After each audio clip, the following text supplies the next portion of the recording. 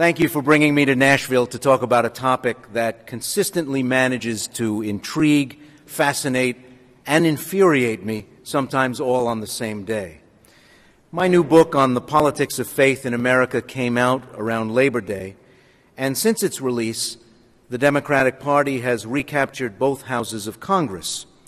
Though analysts from all sides of the spectrum immediately set to work trying to figure out whether religiously active voters threw the election one way or the other, I think there was less there than met the eye. Yes, there was a shift among actively church-going Christians to the Democratic column in the midterm elections, but there was a shift in the electorate as a whole, so there's no surprise there. I'll talk later on about the already intense race for the White House. For me, what's interesting is how many Christian conservatives are hanging tough with the president, with the war, and with the Republican Party as so many things have gone sour. And the wider electorate has totally reordered its thinking on the war, the president, the war on terror, whether the war in Iraq has made the country safer, and so on. Though the president's approval rating has declined to the 35% range, much of that 35% is drawn from religious conservatives.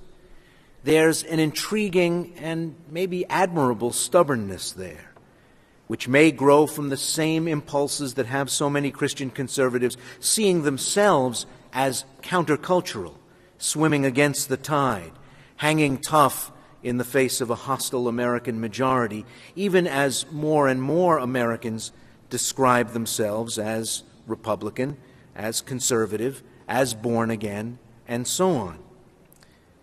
It may be a stimulating notion to think of yourself as a member of a righteous remnant, a tiny and outmanned group in a sea of decadence. But all the numbers in America have moved smartly on that score for 3 decades. So that's part of something important to keep in mind. The numbers have always been moving in America. Religious and political convictions have never been fixed, static values. And however much sentimental conservatives might want to look backward, big chunks of the American past were not particularly devout eras in our history, though much of the Christian conservative project is a rose-colored look back at a less fallen age, which is imagined not to be burdened with the problems of the present. But that idea doesn't stand up to much scrutiny. At the same time, it does fit neatly with the Christian conservative idea that life in America under a secular government is always getting worse, which is a difficult fit at the same time with the kind of optimism so admired in conservatives like Ronald Reagan. I just got back from Europe, where I was talking to columnists, academics, parliamentarians, and civil servants about the tremendous differences between life in the United States and Europe, especially when it comes to religion in civic life. There was also a stunning level of curiosity among the people I spoke to all week. Curiosity about the upcoming 2008 election cycle. It's a reminder of just how important the vote Americans have, and occasionally even use, is to people who cannot have any part in choosing America's leader. People in countries around the world think it's really important to them who the President of the United States is, but they have to rely on 300 million Americans to pick that person. Recently, when Barack Obama declared his candidacy for president, he walked onto the frigid square in Springfield, Illinois, and said, "Praise and honor to God for bringing us together today." He got an enormous hand when he said that, though I'm not sure who the audience was cheering for. God? Obama? Cheering for themselves for being there when it was 8 degrees on a Saturday morning?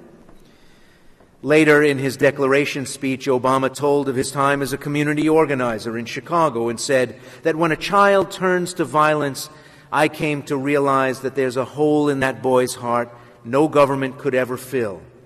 It was in these neighborhoods that I received the best education I ever had and where I learned the meaning of my Christian faith. That got attention on the other side of the Atlantic. Listen for Obama in the coming year. He may be the Democrat who mentions his religious commitment most easily and seamlessly in the content of a speech.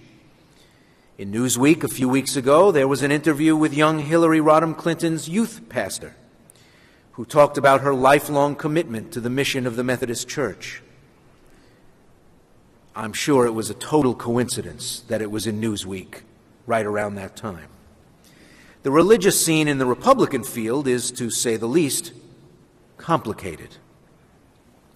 Newt Gingrich, the former Speaker of the House of Representatives, has been talking about the chance he will run for president and is right now testing out strategies for dealing with the fact that he is in his third marriage and has publicly admitted being an adulterer, that is, having a relationship with the woman who became wife number 3 while he was still married to wife number 2.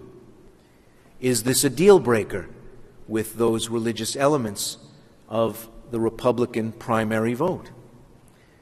John McCain, a senator from Arizona, did not do well among Christian conservatives when he ran for president in 2000, and he wants to do better this time.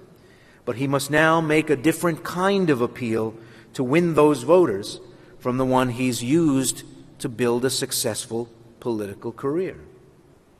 Rudolph Giuliani, the former mayor of New York, is also on his third marriage, and like Newt Gingrich, was already publicly involved with the woman who would become wife number 3, while wife number 2 was still living in the mayor's mansion in New York. He has, throughout his political career, supported the legal right to abortion and the legal rights of homosexuals. For Republicans, it's going to be a complicated fall and then spring of next year.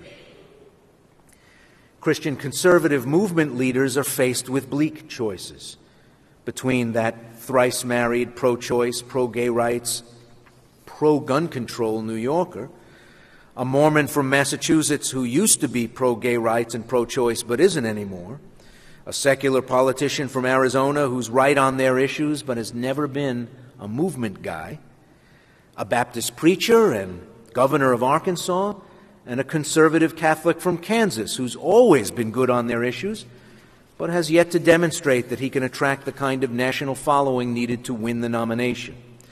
Just the fact that we know so much about the religious lives of candidates is an illustration of how much has changed in this country in the last half-century.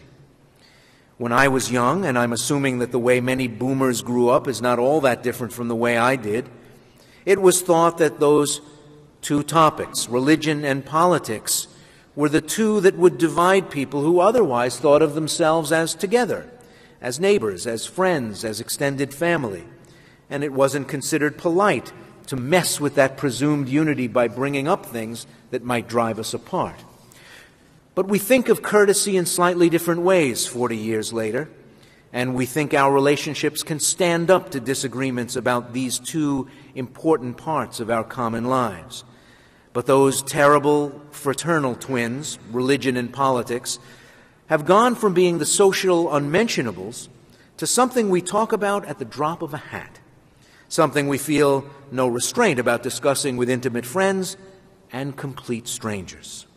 It may be part of the talk radioization of American culture, but as those private concerns came out of the conversational closet and as politics has become a basic divider in American life, we've also moved religion, in particular, to a very different place in our common lives. Many of you might know that George W. Bush, the president, is a Methodist. Born and raised in the Episcopal Church of his parents, an adult convert to Methodism.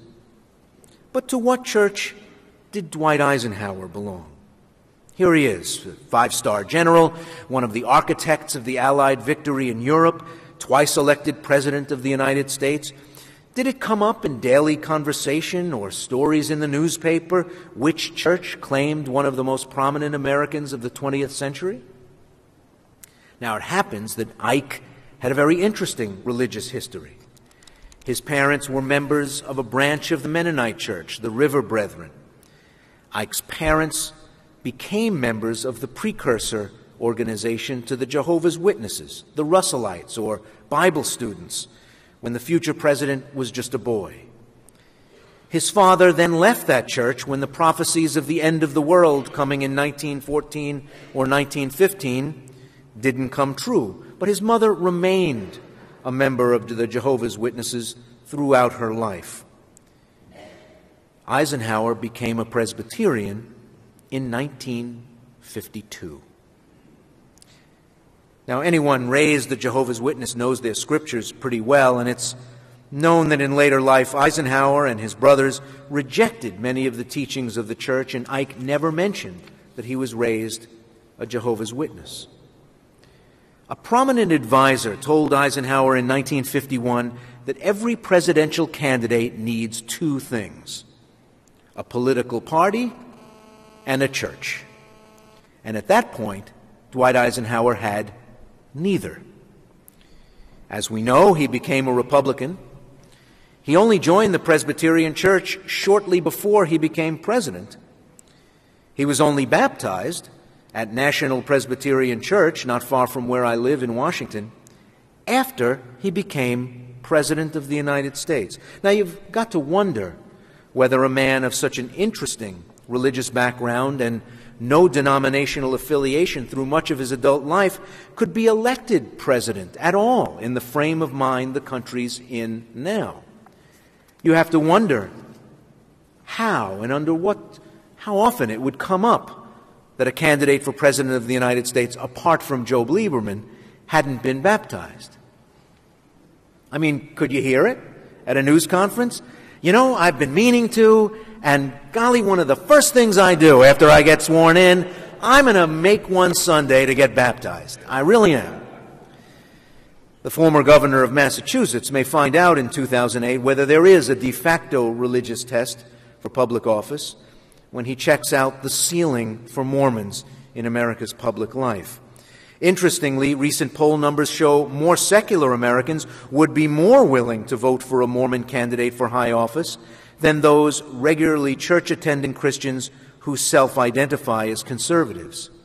If that's true, Mitt Romney's difficult test is winning the nomination in a primary process in which the voters most likely to reject a Mormon are concentrated in the states where he has to run for their approval. While a de jure religious test is expressly forbidden in the Constitution, there is an informal one. I did dozens of interviews in preparation for writing my book and asked all my subjects, do you think an atheist could be elected president? Every single respondent, left, right, and center, deeply religious to deeply skeptical, said no. There is explicitly no religious test for holding public office in the United States. It's one of the few times the Constitution mentions religion at all. Yet, there is an informal filter. What denomination was Lyndon Johnson, by the way? Anybody know? See? We just didn't talk about it a lot back then. Oh, I'll let you off the hook. Disciples of Christ. Wait till that comes up on Trivial Pursuit. You'll be ready.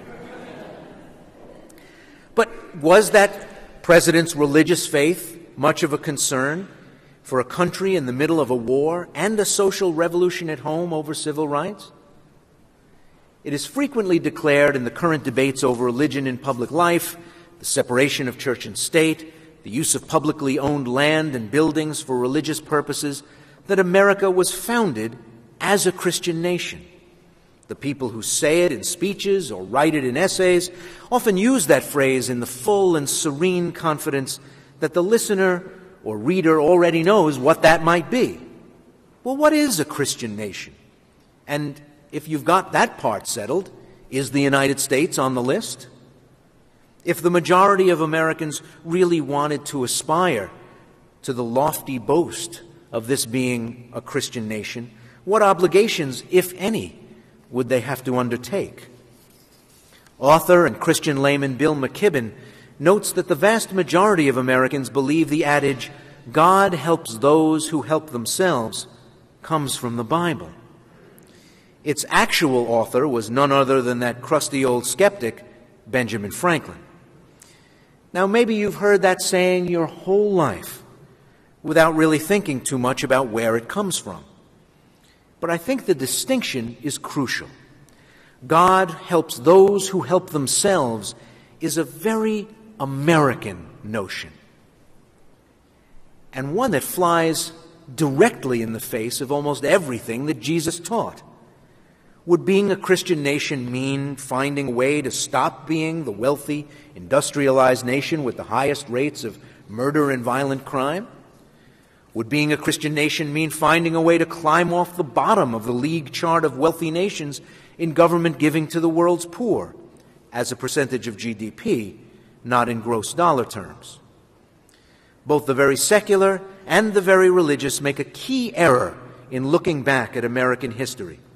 The very secular want to almost erase the impact of religion or ascribe only negative effects to its profound presence in the daily lives of many Americans, while the very religious exaggerate its place in America's founding documents, among its founding fathers, and in charting the course of the country's growth from an insecure archipelago of former colonies to a globe-straddling commercial and military power. I'm not suggesting there's one answer to these questions, just that if we were a Christian nation, those questions might at least get asked. The naive, purposeful mistelling of American history has its uses on both sides of the cultural divide. However, if you're willing to present some parts of the lives of early Americans as admirable and worthy of imitation, you reveal much on where you draw the line. There's a certain intellectual dishonesty in quoting the Mayflower Compact, finding the roots of modern Thanksgiving in the Plymouth Plantation, and then quietly ignoring the mass murder of Pequots just a few years later. One of early America's most prominent preachers and theologians, Cotton Mather, was not shocked by the massacre of hundreds of men, women, and children. He did not peer into the Gospels for ammunition to condemn wholesale murder.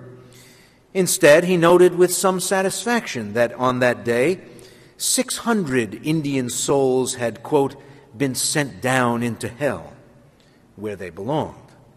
You know, murderous land grabs as a faith-based enterprise. No doubt early New Englanders were frightened of Indian reprisal. They really believed their lives were on the line, and they had to do everything to defend themselves.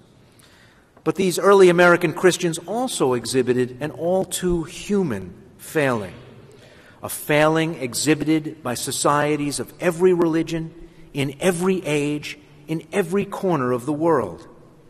They denied the humanity of their enemies in order to make killing them easier. Because the Pequots, the Wampanoags, and many of the other tribes hunted to near extinction were not Christian, they failed to meet a baseline test for our compassion. For many early Americans, religious life was a loosely structured and episodic affair. Popular preachers were the pop stars of their era before mass communications and easy transportation. Meetings in clearings and barns resembled high school battle of the bands competitions, with traveling preachers shouting their best stuff in front of enthusiastic crowds hungry for stimulation and news of the outside world. Then, as now, the religious life of Americans was one of stunning contrasts and bewildering variety. The largely self-taught preachers of the slave quarters that kept the hope of freedom alive with the promises of the Psalms and the liberation of Israel. There's a funny paradox in trying to understand America's Christian roots and whether and how they lead us to the yeasty diversity and bitter debates of today. In 18th century America, church attendance was very low compared to today. Yet any literate person knew the Bible well, both Hebrew Scripture and New Testament. Even the semi-literate and illiterate knew whole hunks of the Bible by heart, the Psalms, the Beatitudes, the foundational stories of Adam and Eve, Job, the Passion of Jesus. While today, with the highest levels of church attendance in the wealthy world, one of the highest self-declared rates of God belief in all the world, scriptural illiteracy is widespread. I've already mentioned the revealing assignment of God helps those who help themselves to Scripture instead of to poor Richard. But even as the battles over Ten Commandments monuments in courthouses and nailed to schoolhouse walls reached the nation's highest court, a sizable majority of Americans can't name the laws handed to Moses on Sinai, even if you spot them 50 points and tell them they can name them out of order. Both Christian conservatives and die-hard secularists agree that the landscape began to change with a series of Supreme Court decisions that made American public schools more secular places. With the election of John Kennedy in 1960 that opened the most exclusive doors in American power to America's largest religious group, and affirming consensus around a neutral, deist civil religion that tried to include most American believers in very general affirmations of faith that involved no statements of real sectarian conviction. One of the most well-known American politicians of that day was the governor of New York, often discussed as a presidential candidate, Nelson Rockefeller. Nelson Rockefeller used to travel across the country and, of course, across New York State and refer to the brotherhood of man under the fatherhood of God. Who could be upset about that? The brotherhood of man under the fatherhood of God. Of course, the reporters that covered Rocky heard that so often that they used to just write down in their reporters' notebooks, bomb fog, to cover this oft-repeated phrase. In those days, high public officials mentioned God from time to time, but they never had to flesh out the meaning of those statements in any real detail. The pushback began with Richard Nixon's Southern strategy in 1968 and the candidacy of George Wallace, continued with Jimmy Carter's election in 1976, and was cresting with the election of Ronald Reagan in 1980. These events are major chapters in the story of the realignment of American politics and in the story of the religionization of our politics at the same time. The Southern strategy helped the Republican Party phase in Southern whites feeling disaffected and betrayed by the Democratic Party during the civil rights years, paving the way for an increasingly Republican South. The election of Jimmy Carter brought in Southern and other evangelicals into the electoral spotlight. After decades of suspicion of politics and elections, decades during which this huge block of citizens had not punched their weight in American elections. Now a candidate who spoke their language, mirrored their concerns in his own, and spoke openly, publicly, in a newly detailed way about personal faith and its attachment to public life, was asking for their support to go to the White House, and he got it. The Carter campaign mobilized these voters, but then alienated them. If you look at the approval ratings and the margin of loss in 1980, you might conclude that most Americans felt let down by the Carter administration, but this particular block of white, non-urban, middle and working class evangelicals were now energized, identified, organized, and became a target of opportunity for the surging Republican Party in 1980. Along with lingering anger over the Civil Rights Acts 15 years earlier, dismay over abortion after the Roe v. Wade Supreme Court decision was used as a potent organizing tool. But add to that backlash against a secularized popular culture and the sexualization of that culture, a disdain for public schooling, public assistance, almost anything with the word public in it. And you've got religion gradually operating as a terrific sorting mechanism, a shorthand for determining who's like us, who's my kind of American, and who isn't. in big slices of America, but especially in the suburbanizing and modernizing South and West.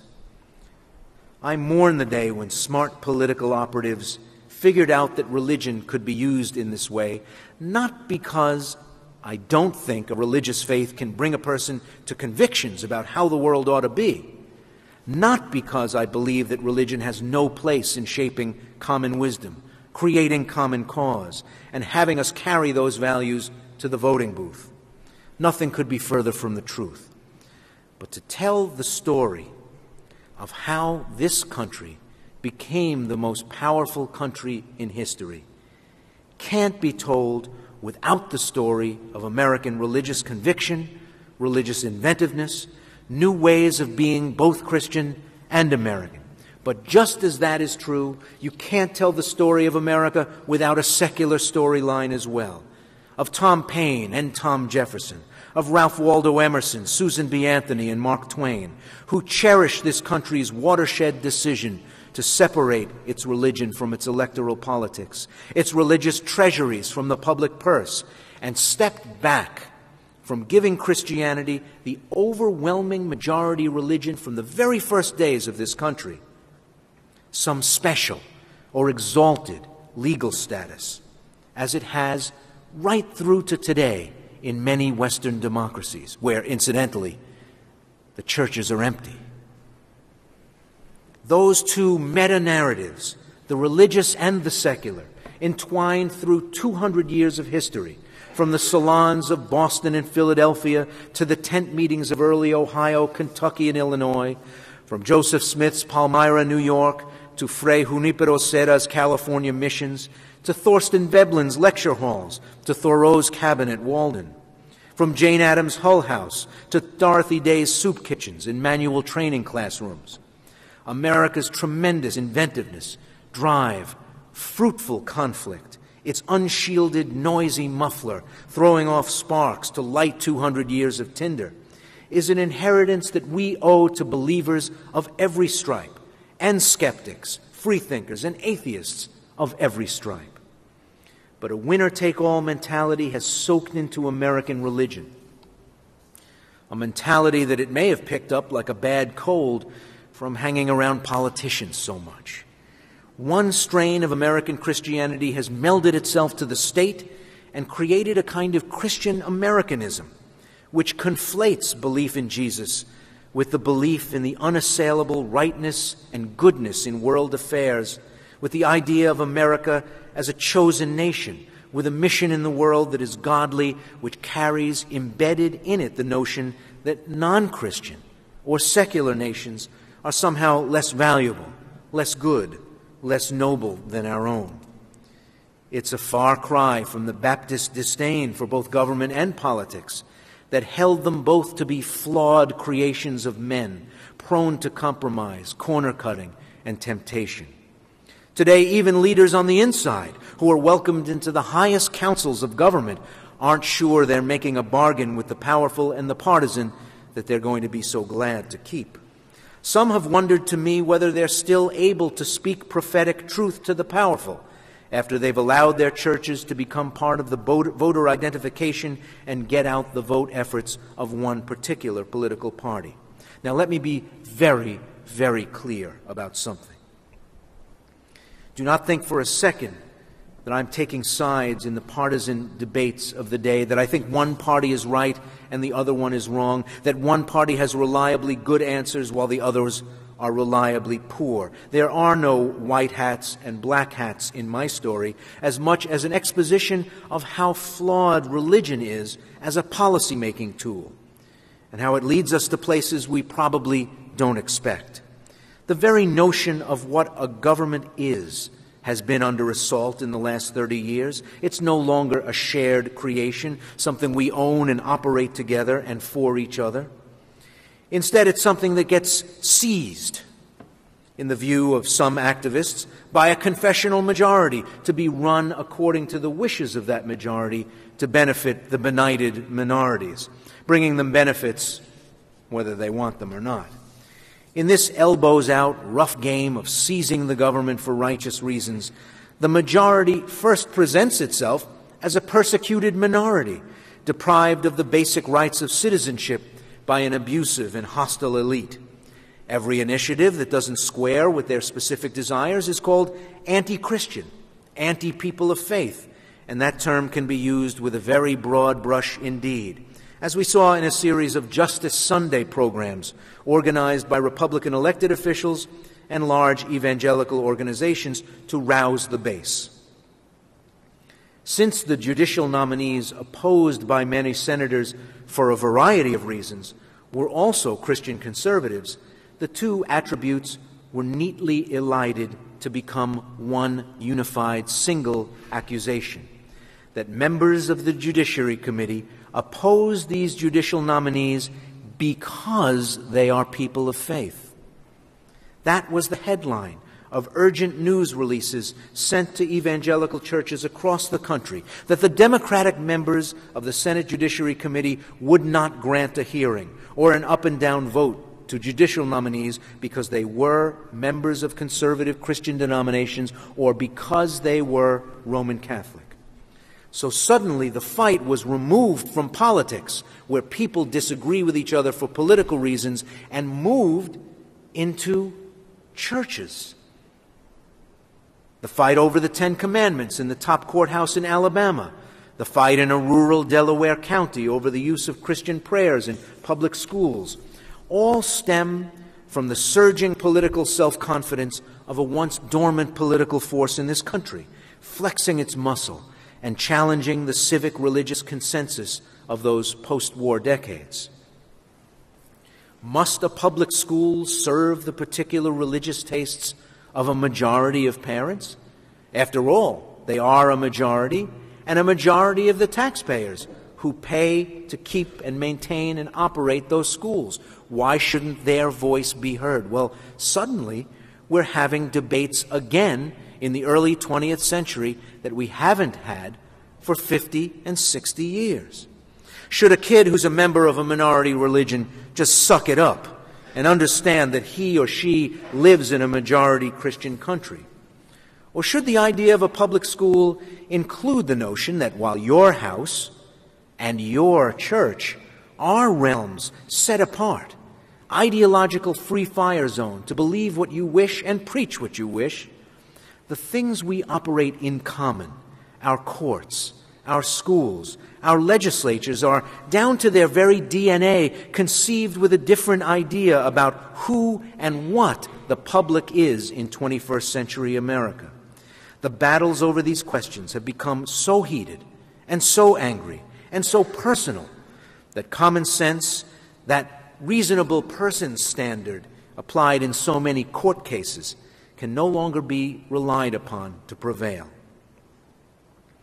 Maybe because I grew up in a stunningly diverse religious scene in Brooklyn, New York, of Jews across the spectrum from the totally secular to those still wearing the clothing of 18th century Eastern European towns, of Roman Catholics from Latin America and Europe, Scandinavian Lutherans and African American Protestants, all the way from high church Anglican Barbadians to storefront missionary Baptists. We all carried with us, we Brooklynites, little expectation that we could remake the world in our desired religious image if only we could grab hold of the control panels of government by winning elections. Jews knew at some point in February or early March, suddenly a lot of people around them would have a black cross on their foreheads as they ran to the subway or grabbed a quick coffee at a takeout counter. Catholics knew there'd be several days in the fall, it seemed to happen on slightly different days, when their Jewish neighbors would be eating out on their fire escapes or in the backyard or under a contraption of bamboo poles and plastic ivy. Now add to that mix tens of thousands of Hindus and Buddhists, thousands more non-believers, and more families with intergenerational lack of religious affiliation. Not just two parents with no active religious life, but two parents and 4 grandparents and 5 out of 8 great-grandparents. People who have simply chosen not to partake in the amazing American religious smorgasbord, who also don't think that should compromise their place in the life of a citizen. One of the more repulsive aspects of using religion as a political sorting mechanism is how easily it conforms to the already deep-seated notions that we carry around in our heads, adding religious fertilizer to the already well-rooted weed in American thought that people from certain places, with certain beliefs and certain ways of life, are more American, more genuinely American than others. One of the great gifts of American life is that we don't base belonging on blood, clan, color, national origin, time in country, or any combination of the above. People who live on a farm or in an exurban area are not any more American or any more the possessors of American values than people who live in cities. People who live in Nebraska itself aren't any more American than people who live on Nebraska Avenue in Washington, D.C. People who are evangelical Protestants are not more American than people who are Roman Catholics, Jews, or Muslims. The more you infuse religion into debates about lawmaking and policy, the more you leave combatants at a debate disadvantage they wouldn't necessarily have strictly on the merits. What I mean by that is, once you say you support one side of an argument because that's the way God wants it, where do you leave the other side? Able only to say, "Oh, no, it's not"? That immediately converts a public policy dispute into a theological one. Or how many are ready to risk much greater peril with what might even be the correct answer: what God wants is not the issue here. It makes for bad debate. It may make for bad law. It can easily make for lazy law, popular with a highly motivated constituency, but not really crafted with the greatest good for the greatest number in mind. But we join these debates passionately nonetheless. For instance, religiously inspired groups worked hard to keep a vaccine for human papillomavirus out of general distribution. Now, HPV is sexually transmitted. It can be a precursor infection in women to uterine cancer. But religious groups, with the ear of a new generation of recently appointed drug and health authorities, maintained that the availability of the vaccine would encourage people to be promiscuous. I don't know. Maybe it would. There are legions ready to argue both sides of that issue and amass their social science and research piles of documents on both sides of the table and duke it out. But is the core mission of a public health agency that is an arm of the government of a secular republic, the FDA, to prevent disease or police people's sex lives? Many of the people who want to infuse our government with more religious-based public policy say that it's not only legitimate to want that, but part of the normal and healthy functioning of a democracy. If they motivate more people to want that kind of lawmaking to go out and vote than those who are strict separationists, it's not only a legitimate but desirable outcome. It's an outcome that rewards organized voting blocs that successfully use the ballot to gain power and influence, goes the argument. Just as it would be, evangelicals add, if their opponents won and immediately waved through emergency contraception, Plan B, immediately waved through HPV virus vaccines, immediately waved through the distribution of condoms in high schools. Is that really it? Is that really how we carry on this argument? Does the government belong to the winners, or does it belong to everyone? Is it simply a matter of swinging the pendulum in the other direction? If you don't like the direction it's swinging this year? The rising power of religious politics has left winners who complain about being oppressed and losers who say the sky is falling. And the paradoxes don't end with both sides seeing themselves losing in the debates over the religious involvement in politics. Through the entire time this book was researched and written, the United States was involved in a war half a world away that our leaders told us could be a long one, in countries split over how big a role religion should play in their new constitutional orders. It was part of the debate in Afghanistan. It continues to be part of the debate in Iraq. All around the world, religion has moved in to fill a vacuum created by the failure of politics. And America has been caught off guard by this trend. Religious extremism was not the natural state of things in Algeria, in Egypt, in Iraq, in Indonesia. Once upon a time, these countries were among the leaders of the non-aligned movement, a secularizing confederation that offered itself as a counterweight to the two giants facing off in the Cold War. It was the countries of those convinced secularists, atheists even, Tito of Yugoslavia, Ahmed Ben Bella of Algeria, Nasser of Egypt, Sukarno of Indonesia, that have since faced the ferocious backlash of their own religious citizens. As Orthodox Christians fight Catholics and Muslims fight Christians of both stripes in the former Yugoslavia. As a low-grade civil war goes on in Algeria because religious parties are not able to participate in the politics there.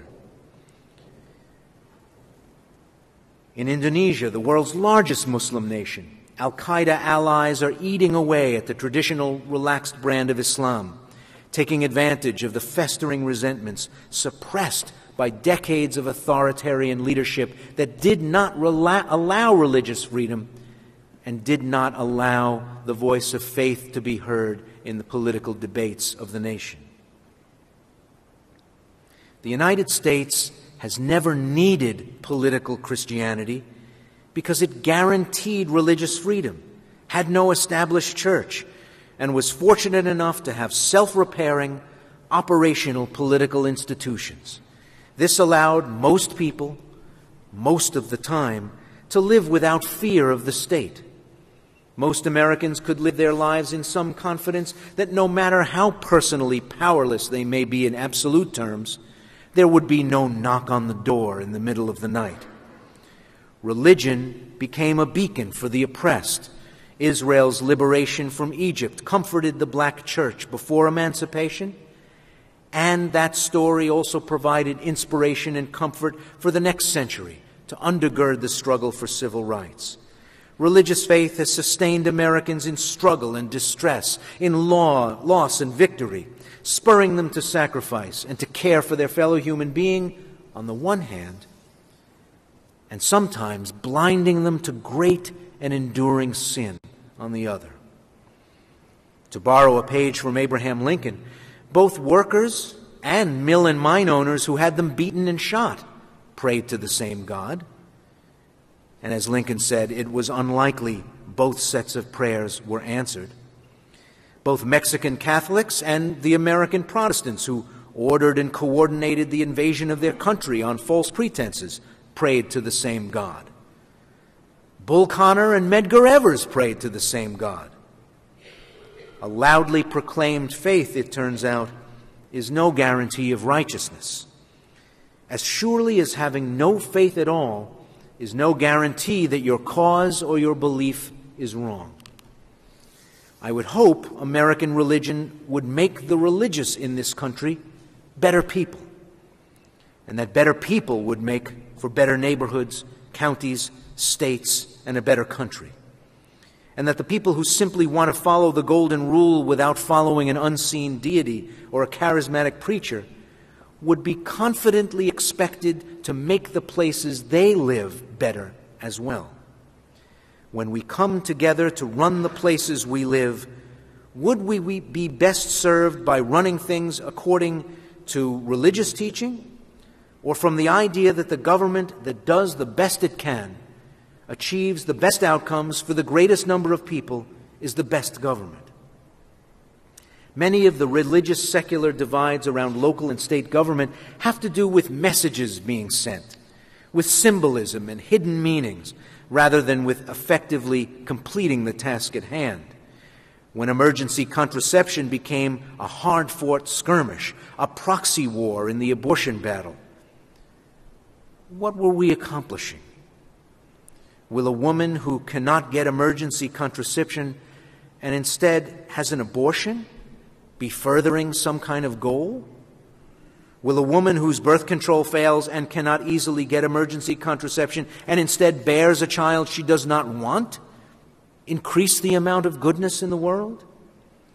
Is it preferable to have that same woman seek a surgical abortion 2 months later if the path is blocked to emergency contraception?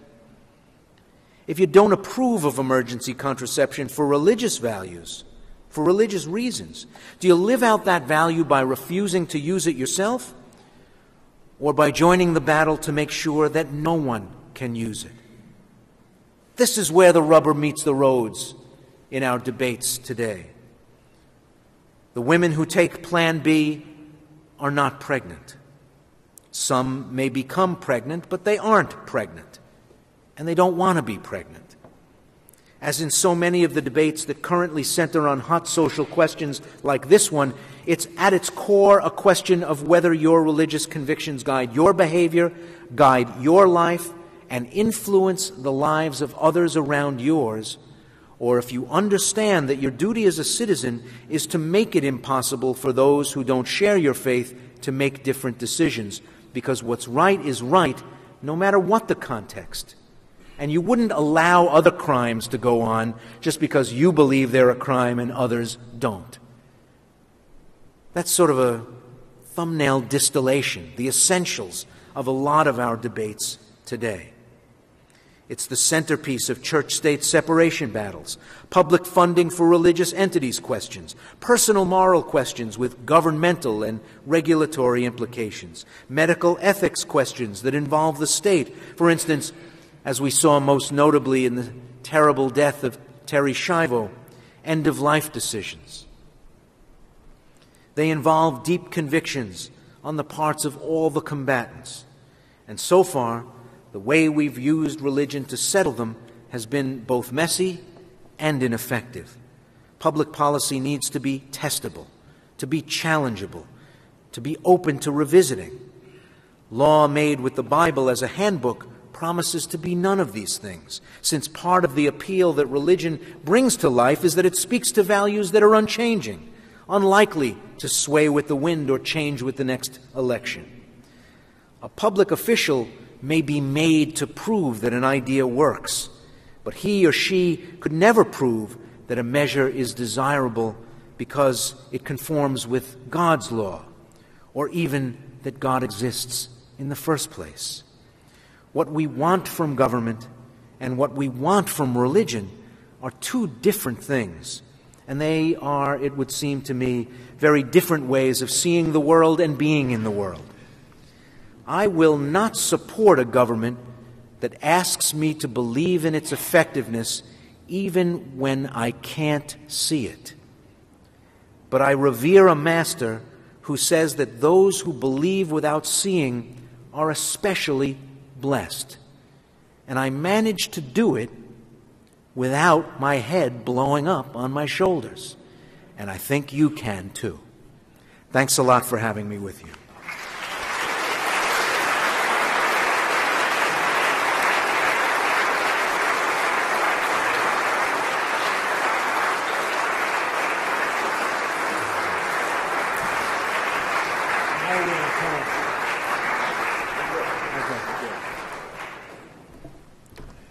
Thank you very much, Ray. We want to open the floor for questions. Let me see, is there a mic out here? Yeah, there's the mic. Okay, good. And with one request, please keep it brief and end with a question mark. Okay. You know what that is. Your voice goes up a little bit at the end and it sounds like a question. Yeah, go ahead. I find it a little ironic that you preach against politics from the pulpit. But my question is, I've often heard people refer to our founding fathers as the basis for bringing religion into politics. And I'm wondering if in your research you've been able to establish any consensus among the founding fathers. It's a great question. There was a rhetorical style among educated 18th century people that used commonly understood and cultural common currency items as touch points, as points of reference.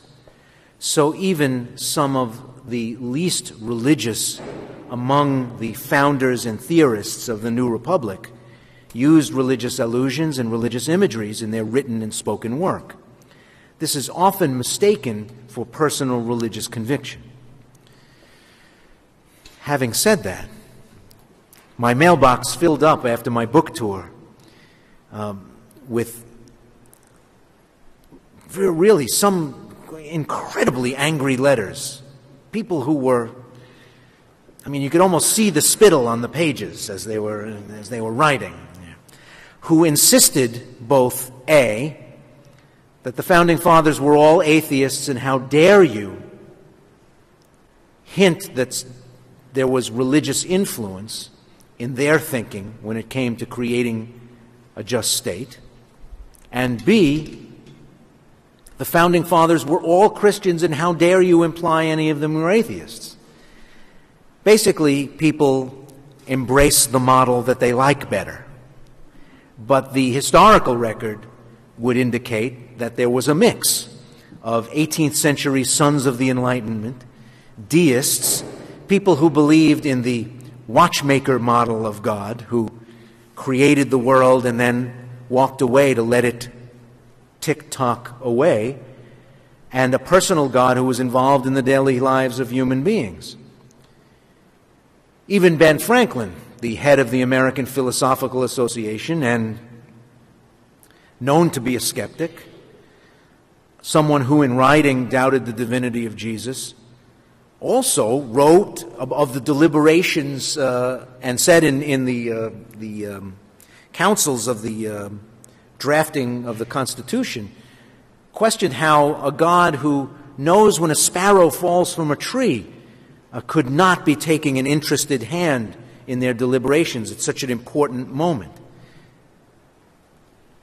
Different George Washingtons emerge from the pens of different historians, some who note with some significance that he was a vestryman in his local Episcopal church, others who point out that any man of property in the community, and someone as important as as influential as George Washington in that community, just south of what's now Washington, D.C., along the Potomac River, would be a warden of the church as much as a civic duty as a religious one, because the operation of the church, which also had lands and property interests and civic interests to look after, was as much a civic function as it was a theological one.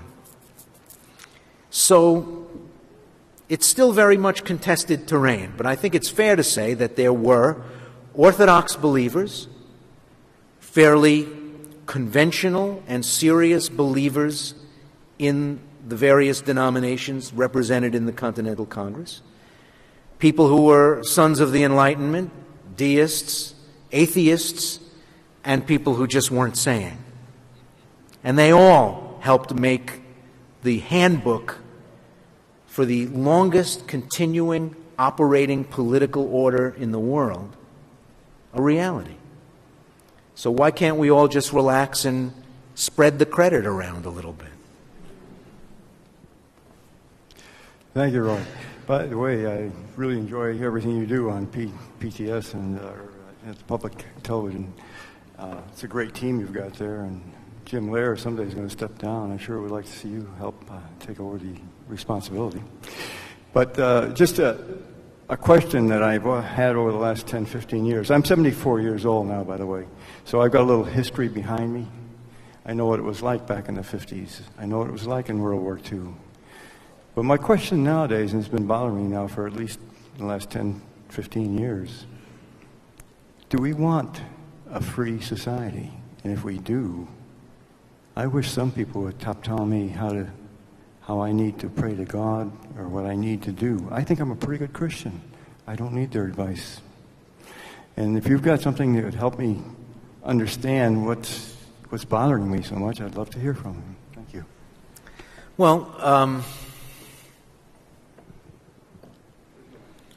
I'm not sure I can answer a question like that, frankly. But we have been fighting with each other as a people over the definition of freedom since we've been a people, since we've been a polity. So it's not a bad thing or a reflection of weakness when we continue to argue over where the boundaries of freedom are, but a reflection of our strength, I'm convinced. We have, as I mentioned during my talk, in a way unique among societies on earth, self-repairing and self-revisiting political institutions. That's why our Constitution has, 26, 27 amendments, because we built into the design of our government the idea that as we need to from time to time, we would go back and redefine the broad principles set out in our founding document. So the idea of freedom is one that has always tended to widen. The great tendency over 218 years since the drafting of the Constitution has been to constantly widen the franchise. And sometimes it took out-and-out war on battlefields. Sometimes it took struggles in the ballot box. Sometimes it took chaos, social tumult on the streets of our country to push that definition of what freedom is wider and wider. Just as we engaged in that argument over whether it applied to people of all races and then to people of all genders, now we're engaged in a series of test battles around the country, court cases, ballot measures, about whether it applies to people of all sexual orientations. The battle's not over. It's not clear who's going to prevail. I do watch with some interest the polling numbers, and while a majority of Americans still don't favor finding some sort of legal definition for gay unions in local law, the number that is against it is gradually declining. It is highest among people who are oldest and lowest among the people who are youngest. Now, looking at a model like that, you might have to conclude that eventually the social consensus will change in a way that will lead to finding some sort of legal definition for gay unions that we can live with as a society. Interestingly, when I was doing an interview with Dr. Richard Land of the Southern Baptist Convention, we first met over the phone, and he says, "Well, I can't see you, so I can't tell how old you are. But I can tell you that never in your lifetime will there be gay marriage in this country, widely accepted." And I said, "Well, never is a long time, Dr. Land. I don't know." And, you know, my own feelings on the subject are quite beside the point and quite immaterial. I think never is a kind of long time, and really looking at the numbers, I don't know if we're both going to make it to never on that one. It really is looking like a long struggle for gay people who are looking for those kind of rights, and one that will not result in a kind of binary victory or defeat. It's not going to be like a long struggle that you then win or lose and then it's over. It's more like a 50-round boxing match with test cases going up through the appeals courts in different states and then heading to federal levels and then being sent back down and going to ballot measures and some counties bolting and doing things on their own until a state court makes them stop. And, it's going to be fascinating and it's going to be very long, and I don't know how it ends, but it looks like that's the sort of latest chapter in another group of Americans saying, well, we want a definition of freedom that includes our freedom as well. Yes, sir. I'm an 80-year-old still practicing OBGYN physician, so I'm particularly interested in your comments about reproduction and religion, but my question will not be in that realm. What I'd like to bring up is the fact that in 1928, Al Smith, who was unacceptable to the Bible Belt Protestant, South, was defeated. And 30 years later, John Kennedy, it was considered, could he run for president and be elected because he was a Roman Catholic, and the issue was brought up at that time. And now the strange bedfellows of the evangelical Christians and the Roman Catholics are now commonly bonded under the label of being conservative. But my question is, would you comment on the fact that 5 members of the Supreme Court, 5 out of 9 members are Roman Catholic, and that issue, to my knowledge, was never brought up in the process of selecting them? Well, you're right. For the first time in American history, a majority of members of the Supreme Court are members of the Roman Catholic Church. It's really a remarkable march of an American group from living in this country under a high degree of suspicion. Look back at the nativist parties, the know-nothings. Look back at the terrible propaganda, scurrilous cartoons and handbills and tracts that were handed out questioning the loyalty of Roman Catholic citizens to the United States. And it is just an amazing thing that now, 160 years after the potato famine and the revolutions of 1848, which sent lots of Germans and Irish Catholics heading toward these shores, and here we are with a majority of the Supreme Court a Roman Catholic. Now, given the mix of issues that are heading the court's way, it is going to be interesting to watch. But it wasn't all that long ago that your religious affiliation wouldn't have been considered to be able to tell us much about your political convictions. So, Joe McCarthy was a Roman Catholic too, and he was in the same ethnic and religious background as John Kennedy, but nobody would say that Joe McCarthy and John Kennedy had anything in common politically. All kinds of people had all kinds of beliefs on all kinds of major divisive issues of the day across the long cavalcade of American history. So I think it would be a mistake to assume that the members of the United States Supreme Court are going to be that way. Now, often when there are 7-2 decisions in the court lately, the 2 are Clarence Thomas and Antonin Scalia, who both happen to be Roman Catholic. But in 5-4 decisions, they tend, when they find themselves in the 4, in the 5 is Justice Anthony Kennedy, who's also a Roman Catholic. So I wouldn't try to overread that, but it is going to be interesting when such things as use of public facilities by religious groups, tax-exempt status for religious entities, the diverting of public school funds to help fund religious schools, and these various issues come up before the court.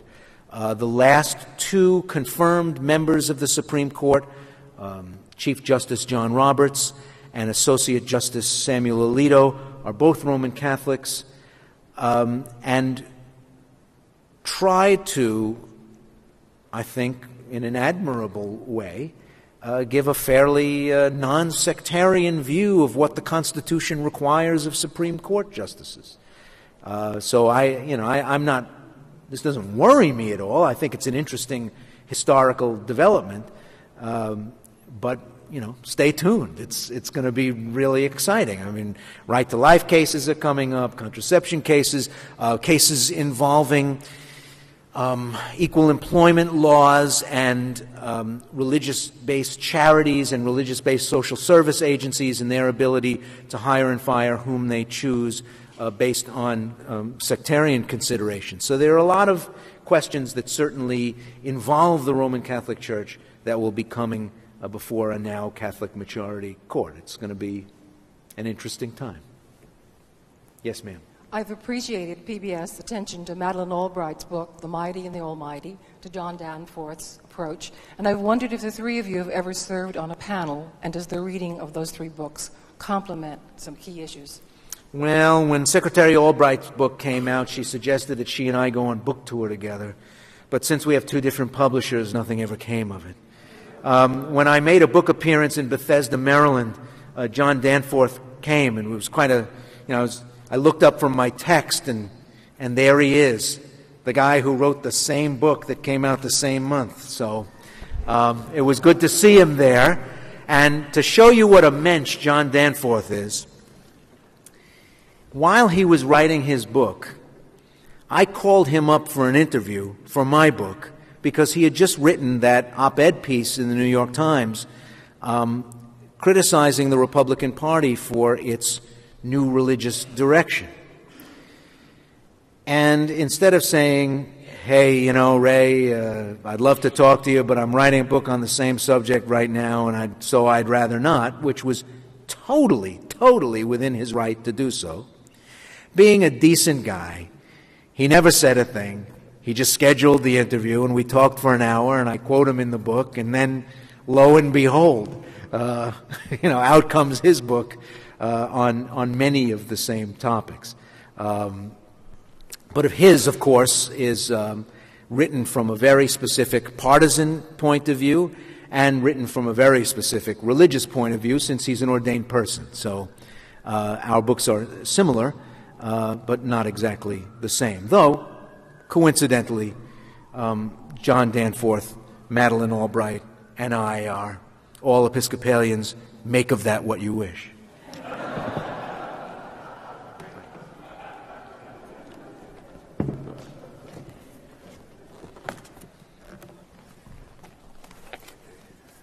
We want to thank Ray Suarez very much for his visit and talk here at Vanderbilt.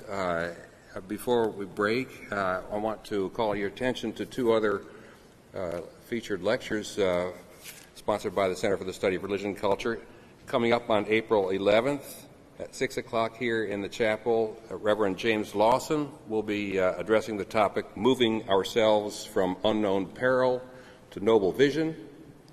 And then at the beginning of May, May 4th, at 3 o'clock in the afternoon, that's a Friday, Christoph Koch, who was here for two lectures this last week, will be returning for his final lecture, generally on the topic of neuroscience and religion. Thank you very much, Ray, and I want to invite all of you to a reception. If you go through to your left or to your right, you'll find the lounge there, Tillet Lounge, and we've got a lot of food. Please join us. Thank you.